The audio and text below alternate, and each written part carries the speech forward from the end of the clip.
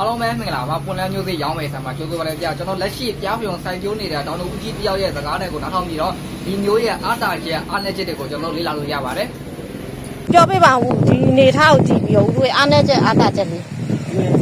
အားနည်းချက်အားတာချက်တို့စိုက်နည်းပဲ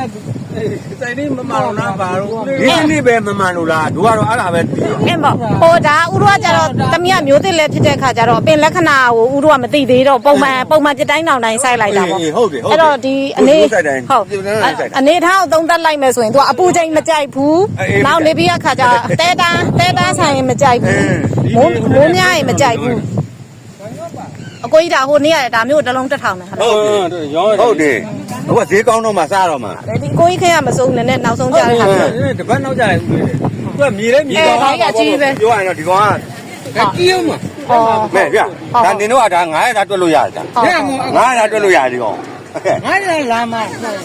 အသာပဲ900တာတွက်အလုံးနေတော့ကိုကြိုက်ဟုတ်တင်လဲလို့တော့ဒီပြတင်လို့တော့သူက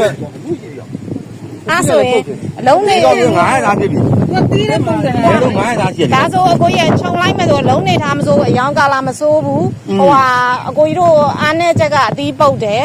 နော်သီးပုတ်တယ်နောက်ပြီးတဲ့ခါကျတော့အပင်ထွက်တယ်အဲ့ဒါပေါ့အဲ့ဒါကြောင့်မလို့အဲ့ဒီတအားဟုတ်တယ်အတင်းကညီမပြောအောင် तू ကလာတာမတင်လို့ဟုတ်တယ်မတင်လို့နောက်ရှေ့ကစပြီးလေးခွင်းဆိုင်တော့ထွက်တာပေါ့နော်တင်းနေပဲရှိသေးတယ်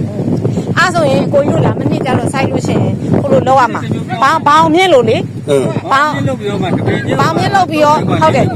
ဘောင်မြင့်လုပ်ပြီးတော့တပင်းချင်းစိုက်ရမယ်ဟုတ်တယ်မမလည်းပြောကြမလို့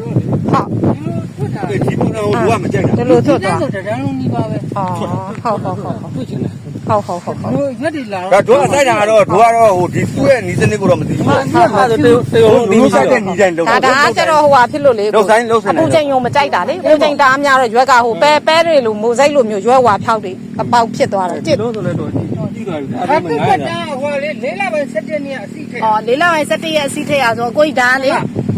ဟိုဟာထွေးဆိုင်တာသူကဓာတ်ရိုက်စီးစားဟုတ်ဘူးအဲ့ဒါကိုလေးလာပိုင်း17နှစ်အစီချပြီးခါကျတော့ကြံပြီးဟုတ်ဟိုမပေါ်လို့ဒီဆိုင်နေ